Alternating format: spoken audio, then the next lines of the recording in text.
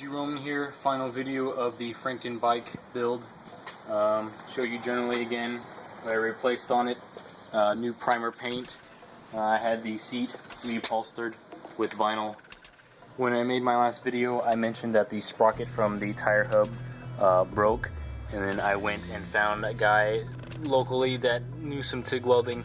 I had him go in there because it was aluminum, and he got it all nice and sutured up, and now it holds great, and that way I can pull the chain all the way back and make it nice and tight. And then I lube the chain. I just did all the things I need to, throttle cables, brakes, chain, braking pads, whatever you want to call them. And it's now for sale. For any of you, this would probably sell pretty quickly. For those of you, like with mini bikes in general, you shouldn't go off the same price because it's a different frame, needless to say, and you know there's going to be a difference in preference.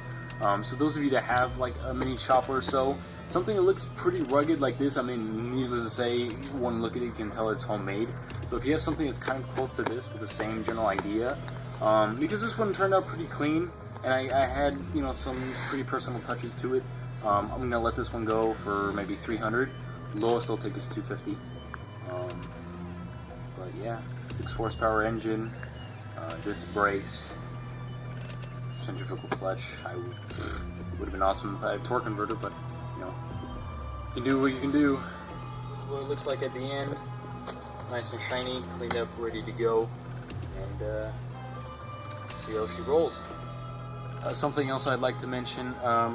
When I first got it, you had to either stand up to start it, or if you were sitting down already, you had to have someone else come by and start it for you, because I don't know, the way they set it up was weird, but the idle doesn't seem to work properly. So what I did is I automatically had the gas pressed, like, well, this one brought back, as you can see right here. This is supposed to hit the back end, but I brought it up to where idle technically should be, and so that way, when you start it up, it restarts at a certain speed that's high enough for idle, and you can sit down, yank it, and you're good. And also, a good thing with this engine specifically, sometimes chokes are kind of hidden, like with the Hondas. This one's right on top, and when I take the gas tank off especially, it's just right here. Also, there is no kill switch on this one, but I'll start it, like when it's off, it's right here, and then I'll start it right here, and then once it gets warm, I'll make it go full throttle with the full. I'll make it go full intake and let all the air that it can go through. And then this is generally the throttle here.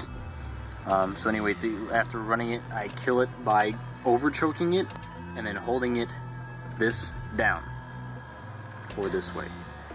It depends on what it feels like, but pretty much one way or the other to the extreme. Pretty much, like I mentioned earlier, my adjustments made it this easy to start it.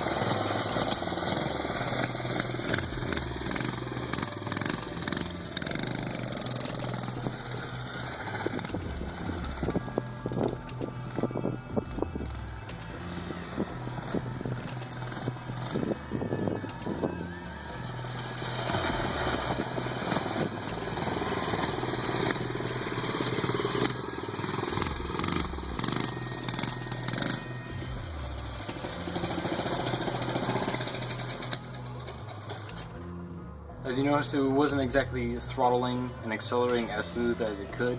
That's because it was a cold start. Later on, as it warms up, it'll travel. It just cruises. Awesome. Anyway, so that's the last of the build. It's now up for sale, and I'll let you know how much it goes for.